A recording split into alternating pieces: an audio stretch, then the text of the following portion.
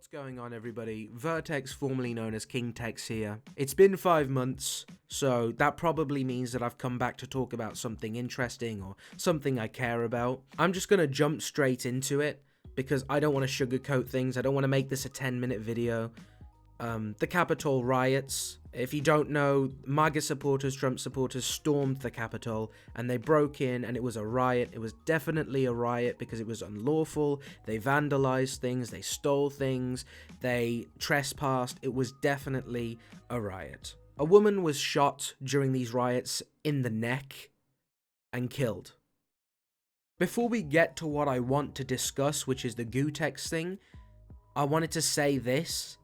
If you are one of those people on Twitter who celebrated the killing of this woman, if you can genuinely convince yourself that that woman deserved it, then you are broken. Not morality-wise, even though it is broken morality-wise as well, but mentally, to see another human be shot, regardless of what they're doing, and celebrate it, is insane. One thing I want to point out is that when George Floyd was killed, zero people that I saw on Twitter celebrated it by saying, oh, he broke the law, he deserved it.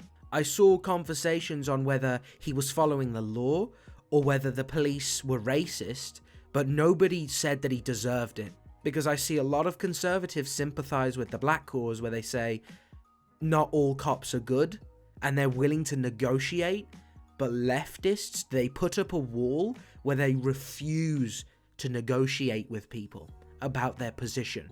I'm going to move on now because I want this video to be from a logical standpoint and not an emotional standpoint. So I'm going to move on to the Gootecks before I say something that gets me in trouble with the YouTube overlords. So if you don't know, Gootecks tweeted something out condemning the killing of this woman, and Twitch decided that this was an incitement of violence and completely wiped this guy's face, IP, name, and branding, everything from their website for defending a woman who was shot. Although this doesn't really mean much coming from the website that let a woman show her entire body. I think everybody's seen the clip where she literally ungarments herself, let's say, and spreads everything open for thousands of kids to see, and she only got a 3-day ban. And the site that thinks blind playthrough is disability discrimination. But I really want to see the mental gymnastics, like behind the scenes, where they said, this person condemned a killing, so he's inciting violence? And I mean, if you actually look at the tweet, it could be the fact that he said, will there be civil unrest? But again, I don't see how that's inciting violence as saying, will there be civil unrest for a woman who was executed?